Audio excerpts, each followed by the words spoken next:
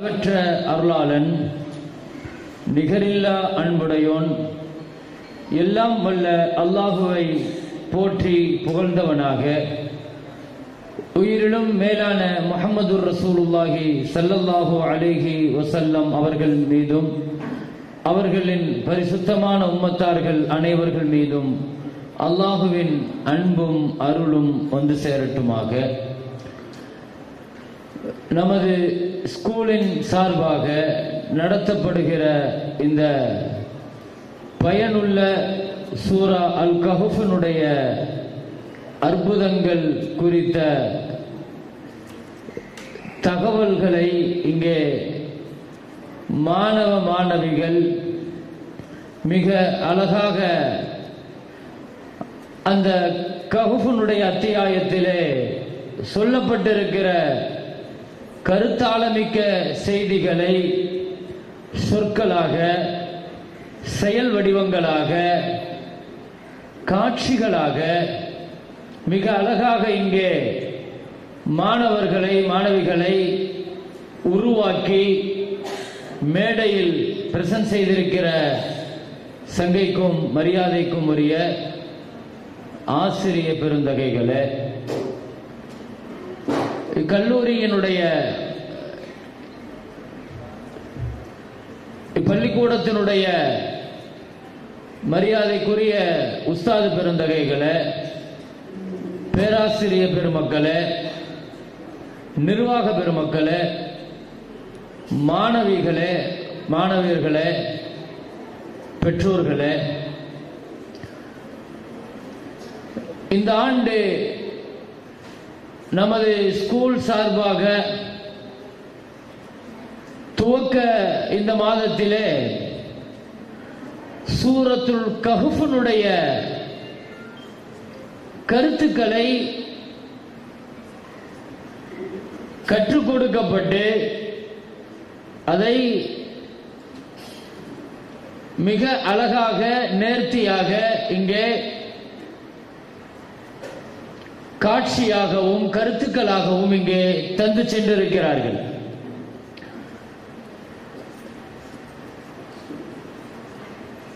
இதனுடைய நிறைவிலே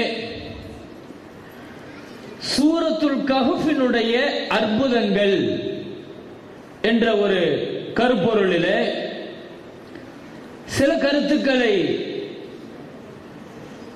உங்களோடு நான் பகிர்ந்து கொள்ள வேண்டும். ஆரம்பமாக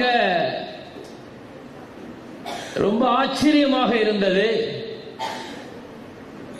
அழகாகவும் இருந்தது.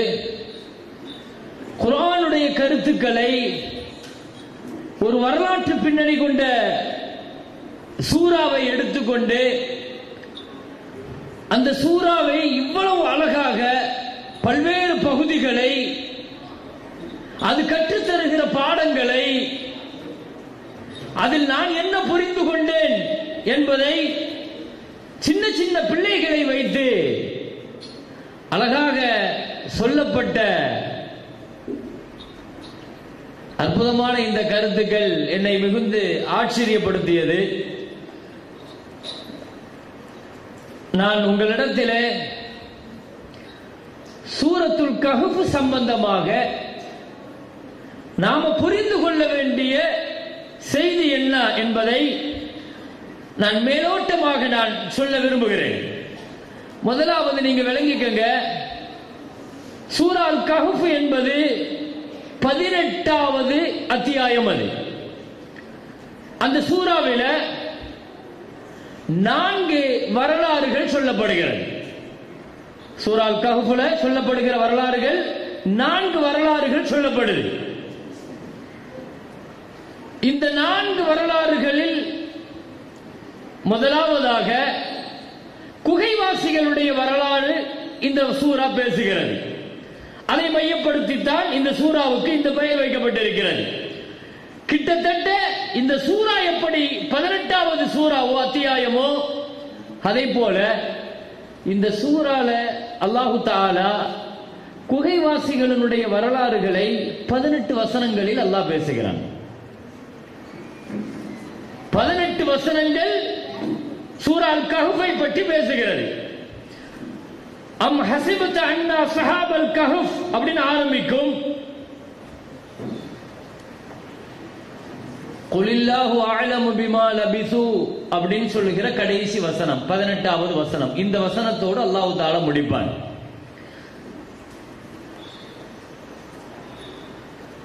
நான்கு வரலாறுகள் இந்த சூரா கஹ்ஃபிலே சொல்லப்படுகிறது. முதலாவதாக குகைவாசிகளுடைய வரலாறு, இரண்டாவதாக இரண்டு நண்பர்களுடைய வரலாறுகளை இந்த சூரா பேசுது, மூன்றாவதாக குழந்தைகள் இப்பொழுது சொன்னார்கள் அழகாக, மூசா அலைஹிஸ்ஸலாம் ஹிதர் அலைஹிஸ்ஸலாத்தினுடைய வரலாறு இந்த சூரா பேசுது. நான்காவது இந்த சூரா பேசுகிற நான்காவது வரலாறு ஜுல்கர்னைன் அப்படின்னு ஒரு அரசரை பத்தி இந்த சூரா பேசு. இந்த சூரா இந்த நான்கு அடுக்குகளை கொண்டது. நீங்க சூரத்துல் கஹ்ஃப புரிஞ்சுக்கணுங்கிறதுக்காக சொல்றேன். நான்கு வரலாறுகள் தான் இந்த சூராவை முழுக்க முழுக்க ஆக்கிரமித்து நிற்கிறது. இந்த நான்கு வரலாறுகளுக்கு இடையில என்ன தொடர்பு? ஒரு பெரிய தொடர்பு இருக்குது. நீங்க அதை விளங்கணும். குகைவாசிகள், இரண்டு நண்பர்கள், மூசா அலைஹிஸ்ஸலாம் ஹிதர் அலைஹிஸ்ஸலாத்தினுடைய வரலாறு, துல்கர்னைன். இந்த நான்கு வரலாறுகளுக்கும் இடையில உள்ள தொடர்பு என்ன? அதுக்கு முன்னால நான் இன்னொரு செய்தியை சொல்லிடுறேன். குர்ஆன் என்பது அது வரலாற்று நூல் கிடையாது, வரலாற்று மட்டுமே பேசாது. குர்ஆன் என்பது அதுல சட்டங்கள் இருக்கும். குர்ஆன் என்பது சட்டங்கள் இருக்கும். குர்ஆன் அதே மாதிரி உதாரணங்களை பேசும் குர்ஆன், வரலாறுகளை பேசும் குர்ஆன். ஒவ்வொன்றுக்கும் குர்ஆன் பேசுவதற்குடைய காரணம் இருக்குது. வரலாறுகளை ஏன் பேசுகிறது குர்ஆன்? வரலாற்றை பேசுவதனுடைய நோக்கம் படிப்பினை பெற வேண்டும். வரலாறுங்கிறது தான் வாழ்க்கைக்கான நிறைய பாடங்களை சொல்லும். எனவேதான் அல்லாஹ் அந்த வரலாற்றை சொல்லும் போது அல்லாஹ் இப்படித்தான் ஆரம்பிப்பான். நஹ்னு நகுஸ்ஸு அலைக நபஅஹும் பில் ஹக். சத்தியமான ஒரு வரலாற்றை நாம சொல்ல போறோம் அப்படின்னு தான் அல்லாஹ் ஆரம்பிப்பான். நாம வரலாறு சொல்ல போறோம், நம்ம கதை சொல்ல போறோம் அப்படின்னு அல்லாஹ் சொல்லுகிற அந்த வசனம் நஹ்னு நகுஸ்ஸு அலைக நபஅஹும் பில் ஹக். சரி, இப்போ நான் இங்க என்ன சொல்ல வரேன்? இந்த சூரா அல் கஹ்ஃபுடைய நான்கு வரலாறுகள், நீங்க அந்த நான்கு வரலாறுகளை முன்வாங்கணும். நான்கு வரலாறும் ஒரு மைய புள்ளியில போய் ஒன்னு சேரும். நான்கு வரலாற்றுக்குள்ளும் ஒரு மைய புள்ளி இருக்கிறது. நான் வரலாற்றுக்கு உள்ள, நான் பார்டர் லைனை தான் நான் பேசுறேன். வரலாற்றுக்குள்ள என்ன இருக்குதுங்கிறத அதுக்கு பின்னால் அதனுடைய பாடங்களை பார்ப்போம். இந்த நான்குக்கும் உள்ள ஒரு ஜாயிண்டிங், ஒரு கனெக்ஷன், ஒரு மைய புள்ளியில எல்லாம் ஒண்ணு சேருது பாருங்க. அது என்னங்கிறத முதல்ல விளங்கணும். ஏன்னா அல்லாஹ் எந்த வரலாறுகளை சொன்னாலும் அந்த வரலாறுகளை அல்லாஹ் சொல்றதுக்கு காரணம் இருக்கும். ஒரு வரலாறு எவ்வளவு தூரம் தேவையோ, என்ன தேவையோ அந்த பார்டரை மட்டும்தான் அல்லாஹ் லைன் பண்ணுவான். எல்லா வரலாறுகளையும் அல்லாஹ் பேச மாட்டான். நீங்க ஒண்ணே ஒண்ணு குர்ஆனை பத்தி தெரிஞ்சுக்கணும். குர்ஆனுடைய வரலாறுகளை பொறுத்த வரையில ஒரு நபியினுடைய வரலாறு ஆர்டரா இருக்குதுன்னா, ஆரம்பத்திலிருந்து கடைசி வரைக்கும் இருக்குதுன்னா அப்படி ஒரே ஒரு வரலாறு மட்டும்தான். தெரியும் தானே? சொல்லுங்க பாப்போம், என்ன வரலாறு? குர்ஆன்ல மூசா நபி வரலாறு வருது, ஈசா நபியினுடைய வரலாறு வருது. 25 நபிமார்களை பத்தி அல்லாஹ் சொல்றான். அந்த 25 நபியில சுமார் ஒரு 13 நபிமார்களுடைய வரலாறுகளை தான் அல்லாஹ் பேசுறான். அந்த 13 நபிமார்களுடைய வரலாறுகள் ஒரு 5 நபிமார்களுடைய வரலாறை தான் நிறைய பேசுவான் அல்லாஹ். இந்த 25 நபியில ஒரே ஒரு நபியினுடைய வரலாறு அல்லாஹ் என்ன செய்வான்னா, ஆரம்பத்துல இருந்து ஆரம்பிச்சு கடைசி வரைக்கும் ஆர்டரா வரும். தெரியுமா? சும்மா சொல்லுங்க, தப்பா இருந்தாலும் பரவாயில்ல. இல்ல, யூசுப் அலைஹிஸ்ஸலாத்தினுடைய வரலாறு தான் குர்ஆனிலேயே அல்லாஹ் வரிசையாக சொல்லுவான்.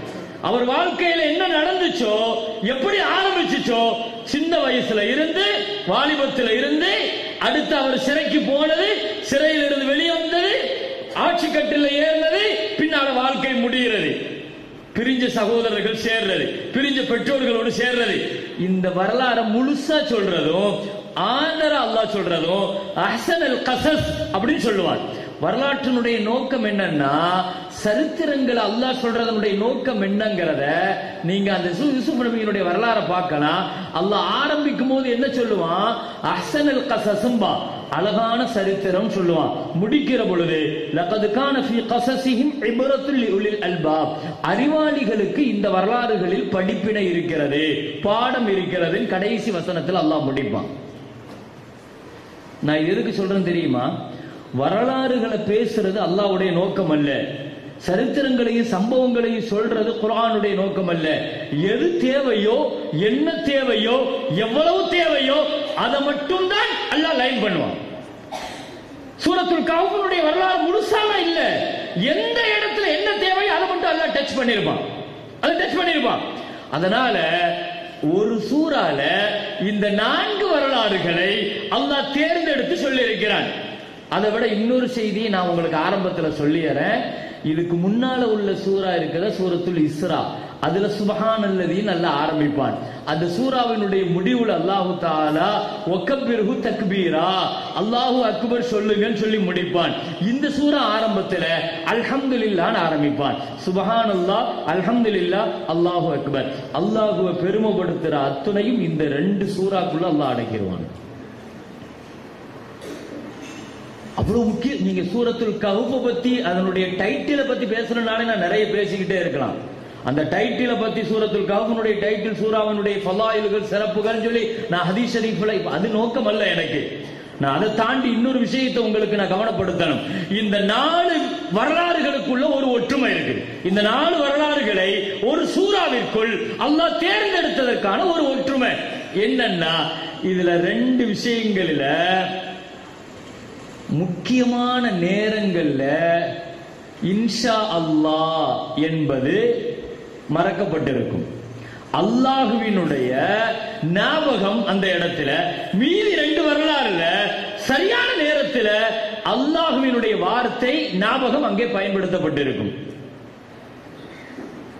உதாரணமாக சூரத்துல் கஹ்ஃப், இந்த வரலாறு உங்களுக்கு தெரியும் தானே? இது எப்படி ஆரம்பிச்சிச்சு, எதனால இந்த சூரா இறக்கப்பட்டுச்சு? அல்ஹம்துலில்லாஹ், பிள்ளைங்க ஒவ்வொரு சூறாவுக்குள்ள ஊடுருவி பேசினதை பார்த்தா நான் ரொம்ப சந்தோஷப்பட்டேன். எனக்கு கண்டிப்பா உங்களுக்கு அதனுடைய எல்லா செய்திகளும் தெரிஞ்சிருக்கும். இந்த சூரா ஏன் இறக்கப்பட்டுச்சு, ஸல்லல்லாஹு அலைஹி வஸல்லம் வந்து அவங்க கேட்டாங்க, மக்காவினுடைய குஃபார்கள் வந்து கேட்டாங்க. மதீனாவுல உள்ள யூதர்கள்ட்ட போய் ஐடியா பண்ணி இவருடைய தாவாவை முடக்க முடியல, இவர் ரொம்ப வேகமா வளர்ச்சி அடைஞ்சிட்டு இருக்கிறாரு, நாங்க சூனியக்காரன் சொல்லி பார்த்தோம், ஜோசியக்காரன் சொல்லி பார்த்தோம், பைத்தியக்காரன் சொல்லி பார்த்தோம், இவர் பொய்யர்னு சொல்லி பார்த்தோம், ஆனா இவருடைய தாவா நாளுக்கு நாள் அதிகமாகிட்டே போகுது. எனவே இவருடைய அபாரமான இந்த வளர்ச்சியை தடுக்கணும், தடுத்து நிறுத்தணும், எங்களுக்கு ஒரு நல்ல ஐடியா கொடுங்கன்னு போய் மக்காவாசிகள் போய் யூதர்கள்ட்ட போய் கேட்கிறாங்க. மதீனாவினுடைய யூதர்கள், அவர்கள் வேதத்துல கொஞ்சம் நல்ல திறமையானவங்க, வேதம் படிச்சவங்க, அவங்க தான் இப்படி ஒரு விஷயத்தை போட்டு விடுறாங்க. இப்படி ஒரு கூட்டம் இருந்துச்சு, அந்த குகைவாசிகளை பத்தி கேளுங்க. ரஜுலுன் தவாஃப், ஒருத்தர் உலகம் பூரா சுத்தி வந்தாரு, அவரை பத்தி கேளுங்க. ரூஹுன்னு ஒண்ணு இருக்குது, ஆத்மா, ஆன்மா, உயிர்னா என்னன்னு கேளுங்க.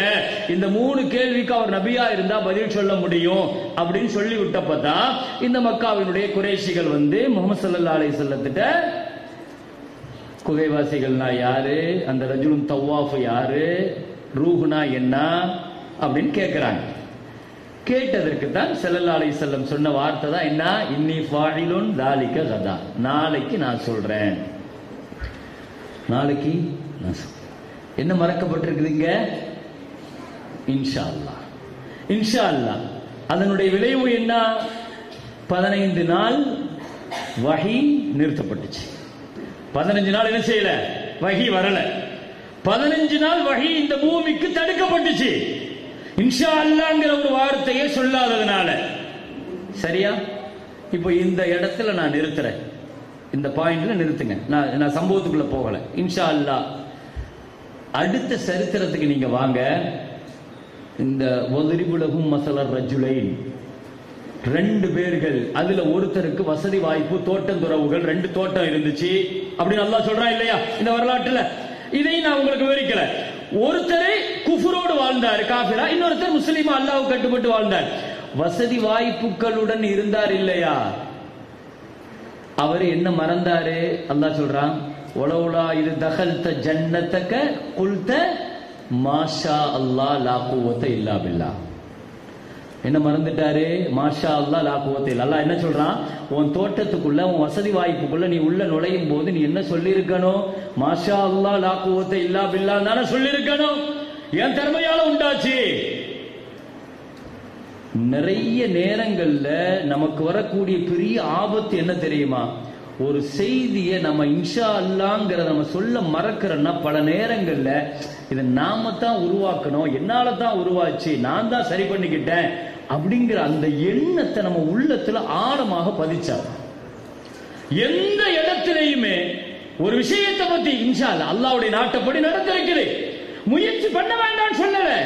மார்க்கம் சொல்லுது நீங்க முயற்சி பண்ணுங்க, போராடுங்க, எல்லா விஷயங்களையும் கையாளுங்க. ஒலா தாஜிஸ், ஒலா தாஜிஸ், முடியாதுன்னு உட்காராத, நீ போராடு, முயற்சி பண்ணு, படி. ஆனா ஒரு கட்டத்துல நீ எதிர்பார்த்தது நடக்கலன்னு ஒரு கட்டம் வந்துருச்சுன்னு வைங்க, என்ன சொல்லணும்? குல் கத்தர் அல்லாஹ். என்ன சொல்ல சொன்னாங்க? குல் கத்தர் அல்லாஹ் மா ஷாஅ ஃபஅல. அவன் நாடியதை செஞ்சிருக்கிறான், அல்லாஹ் நாடினது நடந்திருக்குது. அப்படித்தான் நம்ம சொல்லணும். நம்ம முயற்சி பண்றது தப்புன்னு சொல்லல. தன்னம்பிக்கையையும் இறை நம்பிக்கையையும் சரியான முறையில கொண்டு போய் நிறுத்தணும். நம்ம என்னால மட்டும்தான் முடியும். ஸல்லல்லாஹு அலைஹி வஸல்லம் சொன்னாங்களா இல்லையா? லவ் அன்னி ஃபால்து லகான கதா கதா. நான் போய் செஞ்சிருந்தா இதை முடிச்சிருப்பேன், நான் அந்த இடத்துல இருந்திருந்தா நான் அதை பார்த்திருப்பேன், நான் மட்டும் என்ன மட்டும் இப்படி பேசுறோமா இல்லையா? இப்படி பேசக்கூடாதுங்கிறாங்க ஸல்லல்லாஹு அலைஹி வஸல்லம். இந்த வார்த்தை சரி. அப்ப மாணவிகளுக்கும் மாணவர்களுக்கும் நான் என்ன சொல்லிக் கொள்றேன்னா, முயற்சிகள் போய் ஒரு கட்டத்துல தோற்கிற பொழுது நம்ம என்ன சொல்லணும்? அல்லாஹ் நாடினது நடந்திருக்குது. அல்லாஹ் நாடினது. ஈசா நபி, ஈசா அலைஹிஸ்ஸலாம் ஒரு காட்டு வழியா போயிட்டு இருந்தாங்களாம். காட்டு வழியா போகும்போது தூரத்துல உயரத்துல ஒரு குருவி ஒண்ணு பறந்துச்சான். அந்த குருவியை பார்த்து ஈசா நபி பார்த்தாங்க. அல்லாஹ்வுடைய நபி தானே. அல்லாஹ் நபிமார்களுக்கு பல நேரங்கள்ல அல்லாஹ் அந்த அறிவையும் ஆற்றலையும் அல்லாஹ் கொடுக்கிறான். கீழே வேடன் பெரிய வலையை விரிச்சு வச்சிருக்கிறான் அதை பிடிக்கிறதுக்காண்டி. அது சிரிச்சுக்கிட்டே போச்சான். என்ன சொல்லுச்சான்? எனக்கு இறைவன் கொடுத்திருக்கிற பார்வை எவ்வளவு உயரத்துல நான் பறந்தாலும் கீழே ஊர்ந்து சென்ற சின்ன எறும்பு கூட என் கண்ணுக்கு பெருசா தெரியும் அப்படின்னு சொல்லுச்சான். இவன் இவ்வளவு பெரிய வலையை விரிச்சு வச்சிருக்கிறான், நான் மாட்டுவனான்னு சொல்லுச்சான். அவன் போயிட்டாரு. போயிட்டு மாலையில திரும்ப வரும்போது இந்த குருவி வலைக்குள்ள மாட்டிக்கிட்டான். உள்ள கிடந்து அடிச்சுட்டு கிடக்குது. கேட்டாங்களா, காலையில தானே இவ்வளவு ஆனா டைலாக் எல்லாம் பேசுன, எனக்கு பார்வை தெரியுமா, எனக்கு இருக்கிற திறமை தெரியுமா, நான் மாட்டுவானா, நான் சிக்குவானா? அது சொல்லுச்சான். அரபியில் இந்த வார்த்தையை சொல்லுவாங்க, லவ் கதர ஃபஅமியல் பஸர். அல்லாஹ்வுடைய விதி முடிஞ்சிருச்சுன்னா பார்வை குருடாயிடும் போல தெரியுது அப்படின்னு சொல்லிச்சான். என்ன அர்த்தம் இதுக்கு? நம்மளுடைய திறமைகள் பல நேரங்கள்ல போய் தோற்கிற பொழுது நம்ம என்ன செய்யணும்? அல்லாஹ்ட்ட அதை ஒப்படைச்சோம். நம்ம திறமைய அப்படி ஒப்படைச்சாதான் நம்ம ரிலாக்ஸா எந்த டென்ஷன் இல்லாம இருக்க முடியும். பல பேர்கள் இன்னைக்கு நீட்ல பெரிய அளவுல மார்க்கை எதிர்பார்த்து, பிளஸ் டூல எதிர்பார்த்து, 10th எதிர்பார்த்து, நம்ம இரவு பகலா படிச்சிருப்போம், ராத்திரி பகலா படிச்சிருப்போம், பெரிய அளவுல அதுக்காக எஃபெக்ட் கொடுத்திருப்போம். ஆனா நம்ம எதிர்பார்த்த மார்க் வரல, நல்லதான் படிச்சோம், வரலன்னா கடைசி நிமிஷத்துல நம்ம என்ன சொல்லணும்? மாஷா அல்லாஹ், அல்லாஹ் நாடுனது நடந்திருக்குது அப்படின்னு சொல்லி முடிக்கணும். சூரத்துல் கஹ்ஃப் சொல்லுகிற வரலாறு அதுதான். ரொம்ப முக்கியமான நேரத்தில் அல்லாஹ்வை மறக்க கூடாது. இன்னி ஃபாயிலுன் ஸாலிக கதா, நாளைக்கு சொல்றேன் நாங்க ஸல்லல்லாஹு அலைஹி வஸல்லம். சொல்ல முடிஞ்சுச்சா? 15 நாள் ஆயிடுச்சு. அப்படிதானே? தான் வீட்டுக்குள்ள போகும்போது மாஷா அல்லாஹ் லா குவத்த இல்லா பில்லான்னு சொல்லல. அல்லாஹ் அந்த தோட்டத்தை அல்லாஹ் அழிச்சான், ஒண்ணுமில்லாம ஆக்கிட்டான். வஹீத பிஸமரிஹி ஃபாஸ்பஹ யுகல்லிபு கஃபைஹி, அது அப்படியே அல்லாஹ் புரட்டிட்டான். சரி, இரண்டாவது வரலாறு. மூணாவது வரலாறு, மூசா அலைஹிஸ்ஸலாம் ஹித்ர் அலைஹிஸ்ஸலாத்தினுடைய இதுல போறாங்க. ஹித்ர் அலைஹிஸ்ஸலாம் தான் உஸ்தாது, மாணவர் யாரு? மூசா அலைஹிஸ்ஸலாம். என் கூட நீங்க பொறுமையா இருக்க முடியாதுங்க, வரம் அப்படின்னு சொன்னாங்க. மூசா அலைஹிஸ்ஸலாம் என்ன சொன்னாங்க? சதஜிதுனி இன்ஷா அல்லாஹு சாபிரன் ஒலா அசீல காம்ரா. இன்ஷா அல்லான்னு சொல்லிட்டாங்க. அதான் நாடுனா சரியா? சரி, மூணாவது. நாலாவது துல்கர்னைன் அலைஹிஸ்ஸலாத்தினுடைய வரலாறு. துல்கர்னைன் யாரு?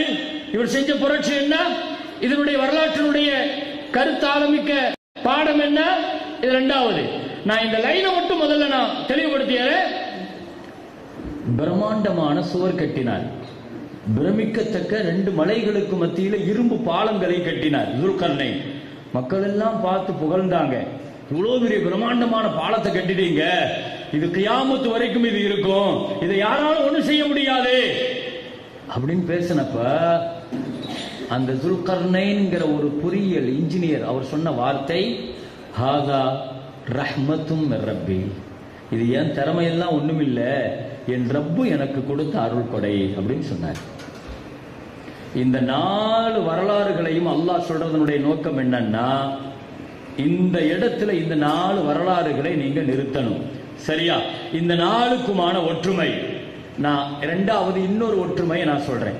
சூரா அல் கஹ்ஃபுனுடைய இந்த 4 சம்பவங்களை அல்லாஹ் இங்கே வரிசைப்படுத்தி இருப்பதனுடைய இன்னொரு முக்கியமான விஷயம் என்னன்னா, நபி ஸல்லல்லாஹு அலைஹி வஸல்லம் சொன்னாங்க, இந்த ஹதீஸ் உங்களுக்கு தெரியும், மன் ஹஃபில் 10 ஆயாத்தி மின் அவ்வலி சூரத்தில் கஹ்ஃப் உஸிம மினத் தஜ்ஜால்.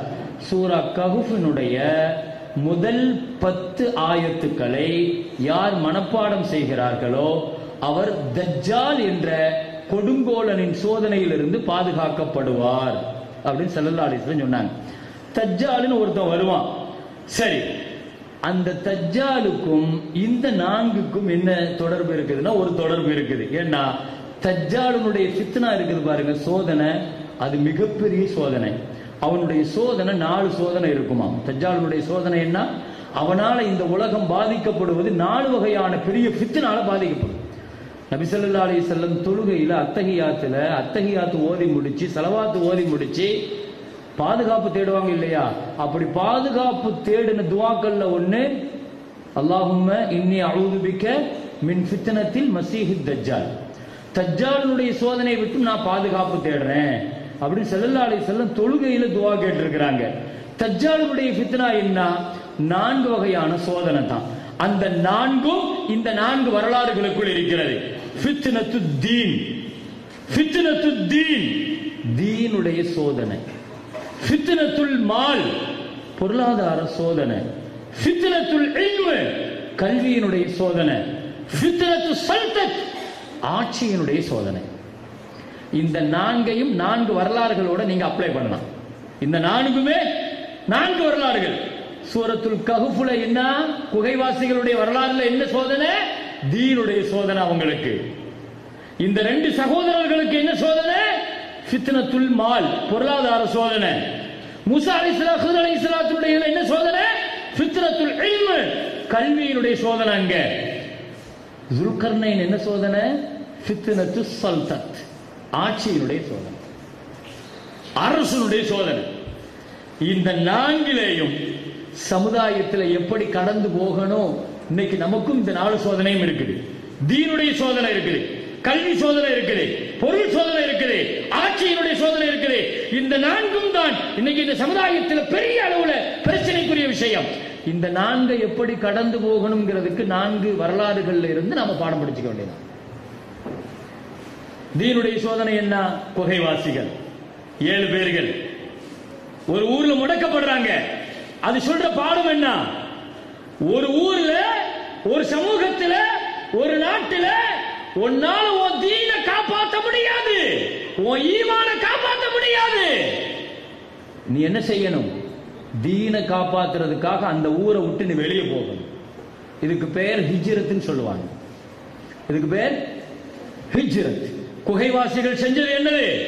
ஹிஜ்ரத். அது وَإِذْ يَمْكُرُ بِكَ الَّذِينَ كَفَرُوا لِيُثْبِتُوكَ أَوْ يَقْتُلُوكَ أَوْ يَخْرُجُوكَ. ஸல்லல்லாஹு அலைஹி வஸல்லத்தை பத்தி அல்லாஹ் குர்ஆன்ல சொல்வான், நபியே, குஃபார்கள் உங்களுக்கு எதிராக சூழ்ச்சி செய்தார்கள், உங்களை சிறைபிடிக்க, உங்களை கொலை செய்ய, உங்களை ஊரை விட்டு அப்புறப்படுத்த. இந்த 3 முயற்சிகளும் அவர்கள் எடுத்த பொழுதுதான் முஹம்மது ஸல்லல்லாஹு அலைஹி வஸல்லம் இனி இந்த தீனை இந்த ஊர்ல வாழ வைக்க முடியாதுன்னு ஒரு கட்டம் வருகிற பொழுது ஹிஜ்ரத்தை கையில் எடுத்தார் ஸல்லல்லாஹு அலைஹி வஸல்லம்.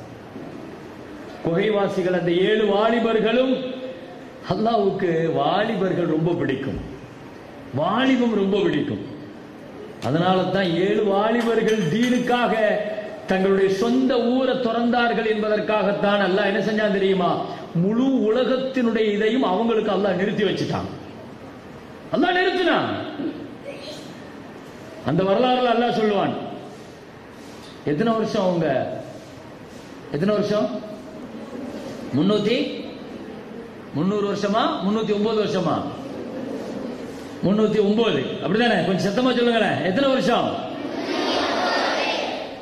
சரி, அத பத்தி குர்ஆன்ல வருது. அல்லாஹ் தஆலா வலபிசு ஃபீ கஹ்ஃபிஹிம் 300 சினீன வஸ்தாது 9 அப்படிங்கறான் அல்லாஹ். அத சொல்லும்போது அல்லாஹ் எப்படி சொல்றான்? 309க்கு அரபியில எப்படி சொல்லுவோம்னு யாருக்காவது தெரியுமா? 309 தானே சொல்றீங்க? 309க்கு அரபியில எப்படி சொல்லணும் தெரியுமா? இருக்காது. சரி, 300ங்கிறது 300. 300ங்கிறது என்னது? 300. ஓ 90 சொல்லணும்.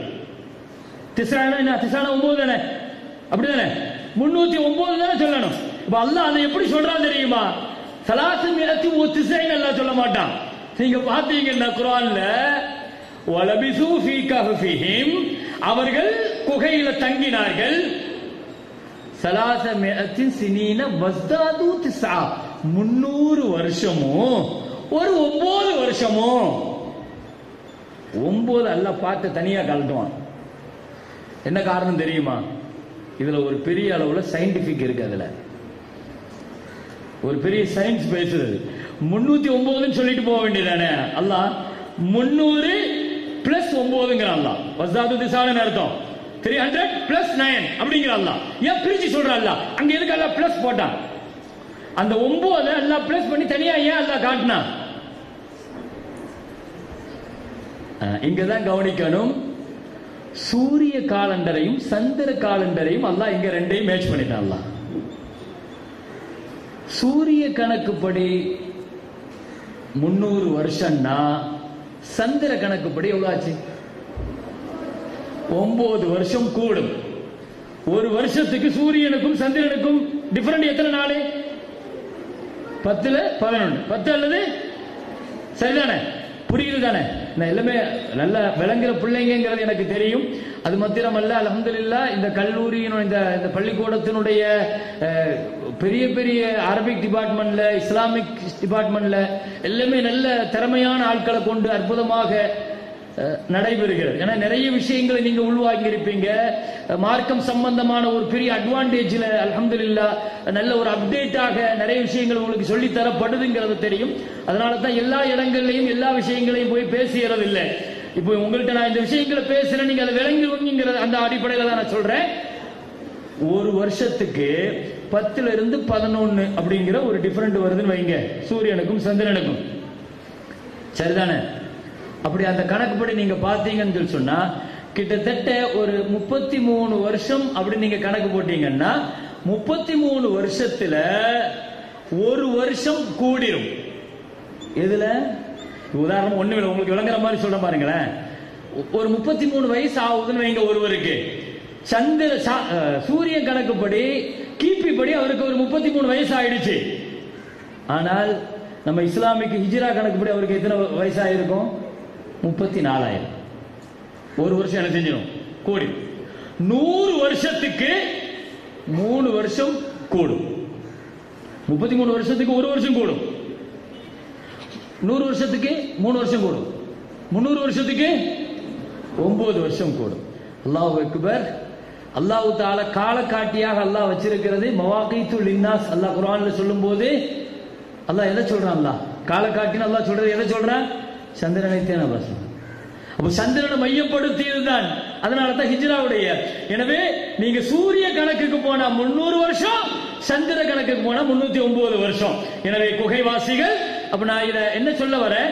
குகைவாசிகளுடைய வரலாறுகள்ல அது சொல்லி தருகிற முழுக்க முழுக்க பாடம் என்னன்னா, ஃபித்னத்து தீன். அது அவங்களுக்கு தீன்ல சோதனை வந்துச்சு, மார்க்கத்துல சோதனை வந்துச்சு, தான் தீனை பாதுகாக்க வேண்டிய கட்டாயம் இருந்துச்சு. போனாங்க 7 பேர்கள் போய் அந்த குகையை அல்லாஹ் குர்ஆன்ல சொல்லுவான், அவர்களை அல்லாஹ் புரட்டி கொண்டே இருந்தார். வலது பக்கத்துல இடது பக்கத்துல, என்ன ஒரே மாதிரி ஒரு இடத்துல படுத்திருந்தா ஒரு 4 மணி நேரம் 5 மணி நேரம் 6 மணி நேரம் படுத்திருந்தா என்ன ஆகும்? அந்த இடங்கள் அதனுடைய இடத்தினுடைய சூடு எஃபெக்ட் ஆகி அது ஸ்கின்ல பெரிய பிரச்சனையை ஏற்படுத்தும். வருஷக்கணக்கில் படுத்திருந்தா, இன்னைக்கு எத்தனையோ நோயாளிகள் இருக்கிறாங்க, எல்லாம் பாதுகாக்கணும். ஸ்ட்ரோக் வந்த நோயாளிகள் எத்தனையோ பேர் ஒரே இடத்துல படுத்திருக்கிறாங்க. 5 வருஷம் 10 வருஷம் ஒரே பெட்டில் அப்படி படுத்திருந்தா அவங்க எந்த அளவுக்கு உடல் ரீதியா உடல் எல்லாம் புண்ணாகி எவ்வளவு பெரிய அளவுல கஷ்டப்படுறாங்கன்னு தெரியும். அல்லாஹ் தஆலா 309 வருஷம் அந்த 7 வாலிபர்கள் அல்லாஹ் படுக்க வச்சான். ஒன்னு கல்லி குகும் லாத்தில் யமீன் வதாத்து ஷிமால், அவர்களை வலது பக்கம் இடது பக்கம் அல்லாஹ் புரட்டி கொண்டே இருந்தான். அல்லாஹ்வுடைய பெரிய அற்புதம் அது. எனவே உள்ளே இருக்கிற அந்த வரலாறுகளுடைய உள்ள அற்புதங்களை எல்லாம் இங்கே ஒவ்வொரு மாணவிகளும் அழகாக சொன்னீர்கள். நான் இங்கே சொல்லுவது ஃபித்னத்து தீன், குகைவாசிகளுடைய வரலாற்றில் தீனுடைய சோதனை பெருசா உண்டு. நான் இன்னொரு செய்தியை நான் அதுல சொல்றேன். பின்னால ஸல்லல்லாஹு அலைஹி வஸல்லத்துடைய காலகட்டத்தில் ஒரு சின்ன ஆர்குமெண்ட் வந்துச்சு, தர்க்கம். என்ன தர்க்கம்னா, குகைவாசிகள் எத்தனை பேர் அப்படிங்கிற ஒரு தர்க்கம் வந்துச்சு. அந்த தர்க்கத்துல சயகூலுன ஸலாஸத்துன் ராபிஉஹும் கல்புஹும் வயகூலுன ஹம்ஸத்துன் சாதிஸுஹும் கல்புஹும் வயகூலுன சபஅத்துன் வசாமினுஹும் கல்புஹும். 3 கருத்து வந்துச்சு. அவங்க 3 பேரு 4வது நாய், அவங்க 5 பேரு 6வது நாய், அவங்க 7 பேரு 8வது நாய். நாய் உண்டு இல்ல அதுல நான் சரி. இப்போ இந்த 3 கருத்து வந்துச்சு இல்லையா, அவங்க எத்தனை பேருன்னு அல்லாஹ் நினைச்சிருந்தா சொல்லிருக்கலாம் தானே. ஆனா சொன்னானா? 7 பேருங்கிறது ஹதீஸ்ல இருந்து நிரூபணமாச்சே தவிர குர்ஆன்ல இருந்து நிரூபிக்கப்படல. குர்ஆன்ல 7 பேர் அல்லாஹ் சொல்லவே இல்லை. டிபேட் நடக்குது. 3 பேரா 5 பேரா 7 பேரா தர்க்கம் நடக்குது. அல்லாஹ் என்ன சொன்னா? குர்ரப்பி ஆலமு பிஇத்ததிஹிம், அவங்க எண்ணிக்கை அல்லாஹ்வுக்கு தெரியும். பொலா துமாரி ஃபீஹிம், நீங்க போட்டு அதை போட்டு தர்க்கம் பண்ணிக்கிட்டு போயிட்டே இருந்தான் அல்லாஹ். பொலா தஸ்தஃப்தி ஃபீஹிம் மின்ஹும் அஹதா, நீ ஒண்ணு பெரிய ஃபத்வா கொடுத்து 3 பேரா 5 பேரா 7 பேரா எண்ணிக்கை என்ன ஆக போகுது? அல்லாஹ் இங்க 2 கருத்து சொல்றான். முதலாவது என்னன்னா, கருத்து வேறுபாடுகள்ங்கிறது இருக்கத்தான் செய்யும். கருத்து வேறுபாடுகள் அல்லாஹ் நினைச்சிருந்தா அதுக்கு முற்றுப்புள்ளி வச்சிருக்கலாம் இல்லையா? ஒரு புள்ளி வச்சு இத்தனை பேரும் சொல்லிட்டா முடிஞ்சு போச்சு. ஆனா அல்லாஹ் அப்படி சொல்லல. கருத்துக்களுக்கு அல்லாஹ் விசாலமா இடம் கொடுக்கிறான். இன்னொரு பக்கத்துல தேவையில்லாத தர்க்கம். இந்த குவான்டிட்டியில என்ன தர்க்கம் இருக்குது? 7 பேரா இருந்தா உனக்கு என்ன, 5 பேரா இருந்தா உனக்கு என்ன, 3 பேரா உனக்கு, இந்த மாதிரியான தர்க்கங்கள் தான் நம்ம சமுதாயத்துல. நான் இன்னொரு செய்தியை நான் சொல்றேன். ஸ்பெயினுடைய வரலாறு உங்களுக்கு தெரியும். கிட்டத்தட்ட 600 வருஷத்துக்கு மேல இஸ்லாமிய ஆட்சி. ஆனா இன்னைக்கு சுத்தமா தொடச்செறிஞ்சிட்டாங்க அந்த ஸ்பெயின்ல. நீங்க போய் திரும்பிய பக்கம் எல்லாம் ஒரு காலகட்டத்தில் பள்ளிவாசல்களாக இருந்து ஜொலிச்ச அந்த ஸ்பெயின்ல இன்னைக்கு முஸ்லீம்கள் இத்தனை வருஷம் ஆட்சி செய்த வரலாறு அடையாளம் கூட இல்லாம தொடச்சிட்டாங்க. அந்த ஸ்பெயினை பிடிப்பதற்காக கிறிஸ்தவர்கள் படையெடுத்து உள்ளே நுழைகிற பொழுது ஸ்பெயினுடைய பள்ளிவாசல்கள்ல முஸ்லிம்களுக்கு மத்தியில நடந்து கொண்டிருந்த தர்க்கம் என்னன்னா, குகைவாசிகள் நம்பர் எத்தனை, எண்ணிக்கை எத்தனை தான் தர்க்கம் நடந்துட்டு இருந்துச்சான். இந்த தர்க்கங்கள் இவங்க சின்ன சின்ன விஷயங்கள்ல பள்ளிவாசலுக்குள்ள இப்படி தர்க்கம் பண்ணிட்டு இருந்தான். அவன் மொத்தமா இஸ்லாத்தினுடைய வேறையே பிடுங்கி தொடச்சி எறிஞ்சிட்டான். பள்ளிவாசல்களாக மதரசாக்களாக இருந்தது ஸ்பெயின்ல இன்னைக்கு விபச்சார விடுதிகளாக இன்றைக்கு இருக்கிறது. அல்லாஹ் பாதுகாக்கும்.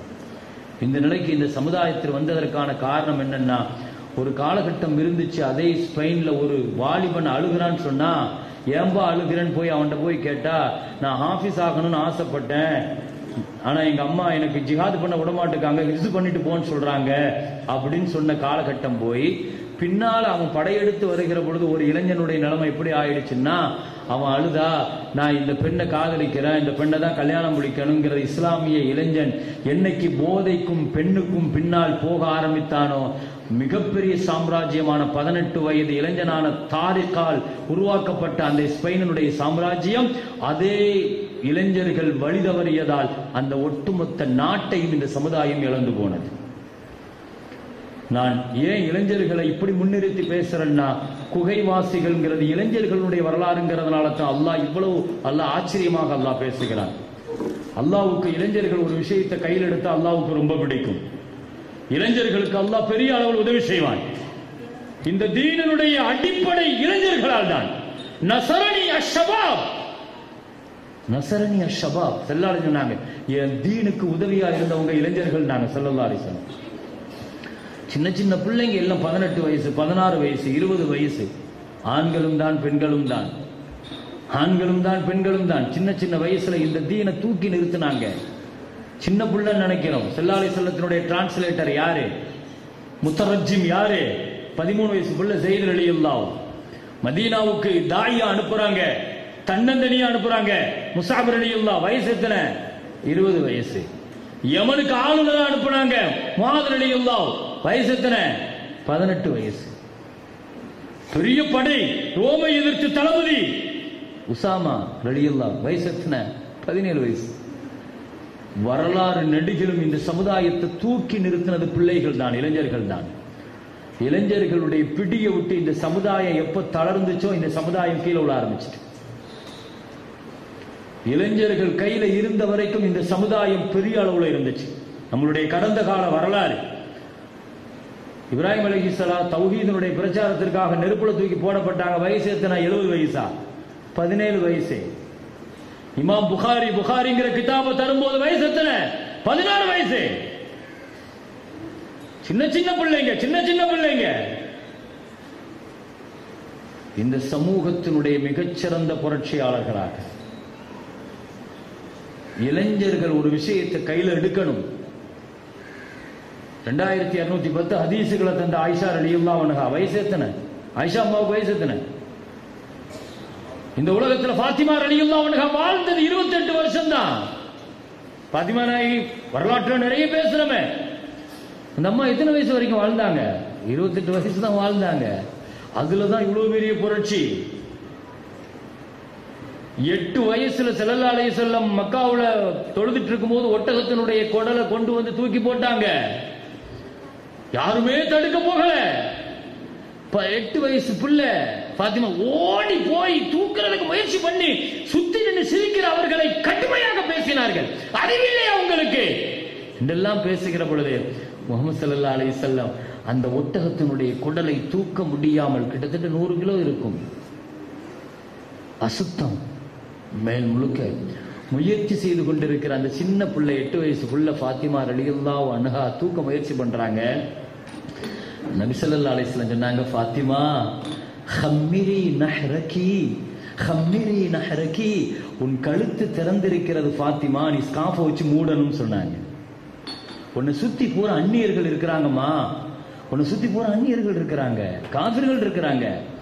வாப்பாவை அப்புறம் காப்பாத்திக்கலாம், நீ உன் கழுத்தை மூடுமாங்கிறாங்க. 8 வயசு பிள்ளைக்கு முஹம்மது ஸல்லல்லாஹு அலைஹி வஸல்லம் கொடுக்கிற அற்புதமான வழிகாட்டுதலை பாருங்க.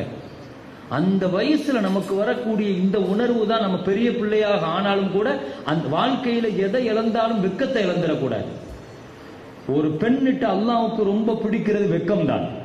ஒரு பெண்ணிட்ட ஃபஜாஅத் இஹ்தாஹுமா தம்ஷி அலா இஸ்திஹ்யா, அல்லாஹ் குர்ஆன்ல சொல்வான், ஷுஐப் நபியினுடைய மகள் தெருவிலே நடந்து வருகிறாள்.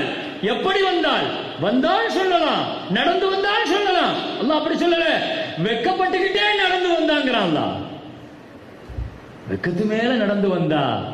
ஏன்? அல்லாஹ்வுக்கு வெக்கம் ரொம்ப பிடிக்கும். ஒரு பெண்ணிட்ட வெக்கம் அல்லாஹ்வுக்கு ரொம்ப பிடிக்கும். ஹயா போயிடுச்சுன்னா தீன் போயிடும். வெக்கத்தை விட்டுட்டுன்னு வைங்க, தீன் போயிடும், மார்க்கம் போயிடும், எல்லாமே. உஹது போர்க்களத்தில் ஒரு அம்மா முழுசா புர்காவை போட்டுட்டு ஓடி வந்து அப்படியே ஜனாசாவா தாண்டி தாண்டி வந்தா.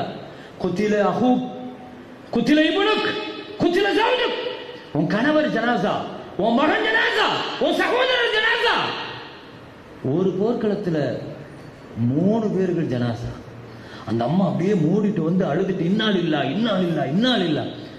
ஒருத்தர் போய் கேட்டாரு, ஏம்மா இவ்வளவு பெரிய சோகம் நடந்திருக்குதுமா, நீ என்னம்மா இவ்வளவு பெரிய புர்காவை இவ்வளவு பெரிய இதை பேணிட்டு வர? அந்த அம்மா என்ன சொல்லுச்சு தெரியுமா? செத்து போனது, மௌத்தா போனது என் பிள்ளைங்க, என் கணவரும் என் சகோதரரும் தான். என் வெக்கம் இல்லை, என் வெக்கம் இல்லை, என் வெக்கம் இன்னும் ஹயாத்தா இருக்குது. என் வெக்கம் என்கிட்ட ஹயாத்தா இருக்கிற வரைக்கும் என் தீன் ஹயாத்தாக இருக்கும் என்கிட்டன்னு சொல்லிச்சேன். உலா யல்ரிபுன பிஅர்ஜுலிஹின்ன லியுலம மா யுஃபீன மின் ஸீனத்திஹின்ன. சூரத்து நூறுல பெண்களுக்குன்னே அல்லாஹ் சொல்லித்தர வழிகாட்டுதல்ல ஒண்ணு, பெண்களே நீங்கள் தெருவிலே நடந்து செல்லுகிற பொழுது உங்களுடைய காலின் கொலுசின் சப்தம் கூட அந்நிய ஆண்களை திரும்பி பார்க்க வைக்காத அளவுக்கு மெதுவா வச்சு நடங்க, உரமா வச்சு நடக்காதீங்க காலை. இவ்வளவு தூரத்திற்கு வெட்கத்தை போதிக்கிற ஒரு சமுதாயம். மாணவிகளே, இங்கே நான் சொல்லுவது இதுதான். சூரத்துல் கஹ்ஃப் அல்லாஹ் உலகத்தினுடைய இயக்கத்தை அல்லாஹ் மாற்றினான், உலகத்தினுடைய போங்கை அல்லாஹ் மாற்றினான், அதை ஒரு பாதுகாப்பு பெட்டகமாக ஆக்கினான், ரகசியமாக அல்லாஹ் ஆக்கினான். அந்த குகையை கியாமத் வரைக்கும் அதுதான் ரகசியம். இன்னைக்கும் கூட ஜோர்டான்ல இருக்குது அந்த குகை. ஜோர்டான்ல அம்மான்கிற சிட்டியில தான் அந்த மலையில இருக்கிற அந்த குகை. அந்த குகை இன்றைக்கும் அதனுடைய அடையாளமாக அதனுடைய வாசல் இருக்கிறது. அதனுடைய வாசல்ல அற்புதமாக அல்லாஹ் சொல்லுகிற அந்த வரலாறுகளுக்கு உண்டான அற்புதமான அதனுடைய பெயர்கள் எழுதி போடப்பட்டிருக்கும். வரலாற்று தடயங்கள் உள்ள இடங்களை போய் சந்திக்கணும். அதெல்லாம் நம்மளுடைய ஈமானம் பலப்படுத்தும். அது எத்தனையோ விஷயங்களை நம்ம டூர் போறோம். அப்ப இந்த மாதிரி விஷயங்கள்ல இன்ஷா அல்லாஹ் நான் இன்னொரு 5 நிமிஷத்துல நான் முடிச்சறேன். இன்ஷா அல்லாஹ் நிறைய பேசணும். ஏன்னா ஒவ்வொரு வரலாறுகளில் இருந்தும் நான் உள்ள பேசணும் ரொம்ப ஆசைப்பட்டேன். எனவே காலங்கள்ங்கிறது ரொம்ப ஒரு நெருக்கடியை தருகிறது. எனவே உங்களுக்கு காலையில இருந்து நீங்க இந்த நிகழ்ச்சியில இருப்பீங்க. நான் இந்த 4 விஷயங்களையும் நீங்க ஞாபகப்படுத்துங்க. சூரத்துல் கஹ்ஃப்ங்கிறது ஃபித்னத்துத் தீன், தீனுடைய ஃபித்னா. அடுத்து நீங்க வந்தீங்கன்னா ஃபித்னத்துல் மால், பொருளாதார சோதனைங்கிறது யாரு? மஸலர் ரஜுலை. அந்த 2 பேர்களுடைய வரலாற்றுல பணம் பாசம் வந்துட்டா, வசதி வாய்ப்பு வந்துட்டா அது எப்படிப்பட்ட ஃபித்னாவெல்லாம் தருங்கிறது அதுல அல்லாஹ் தஆலா சொல்லுவான். அதுல பாத்துக்கலாம். கல்வி, 3வது கல்வி. கல்வியிலையும் சோதனை இருக்குது. கல்வி பெரிய ஃபித்னா. மூசா அலைஹிஸ்ஸலாம் ஹித்ர் அலைஹிஸ்ஸலாத்துடைய வரலாறுல நீங்க பார்க்கணும்னா கல்வியை பத்தி பார்க்கலாம். கல்வியில என்னென்னலாம் தேவை? கல்விக்கு பெரிய பிரச்சனை என்ன? மறதிதான். மறதிதான். அல்லாஹ் அந்த வரலாற்றுல மூசா அலைஹிஸ்ஸலாத்துடைய வரலாற்றுல முதல்ல எதை மறப்பாங்க? அவருடைய மீனை மறப்பாரு. அப்ப என்ன சொல்லுவாங்க? லக்கத் லக்கீனா மின் சஃபரினா ஹாதா நஸபா. இந்த பயணத்துல ரொம்ப கஷ்டத்தை சந்திச்சிட்டோம்பாங்க.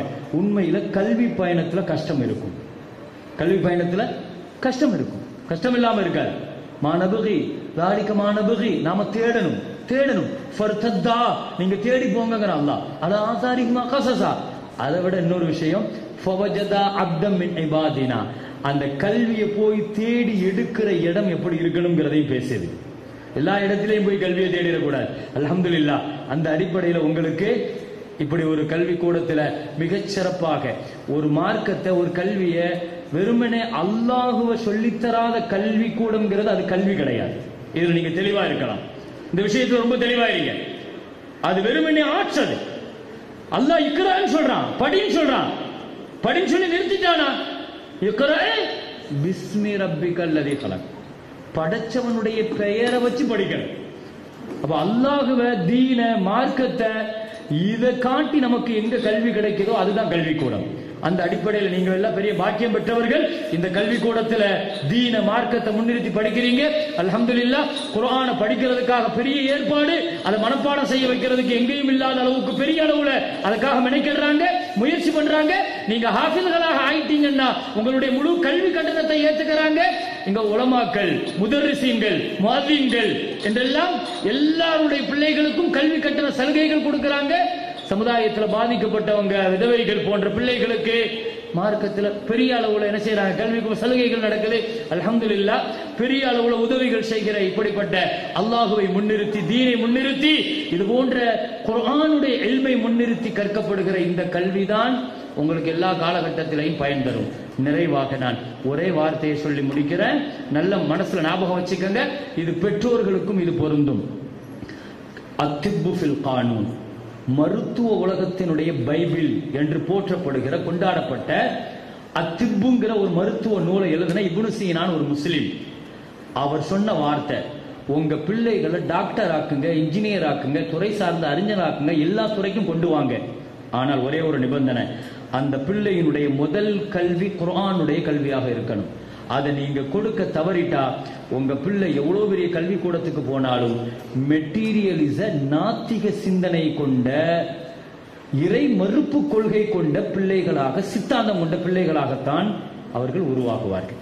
இன்னைக்கு இந்த சமுதாயத்துக்கு இருக்கிற பிரச்சனை இதுதான். அல்லாஹ் விளங்க தௌஃபீக் செய்வானாக. வாஹிரு தஅவானா அல்ஹம்துலில்லாஹி ரப்பில் ஆலமீன். அஸ்ஸலாமு அலைக்கும் வரஹ்மத்துல்லாஹி வபரகாத்துஹு.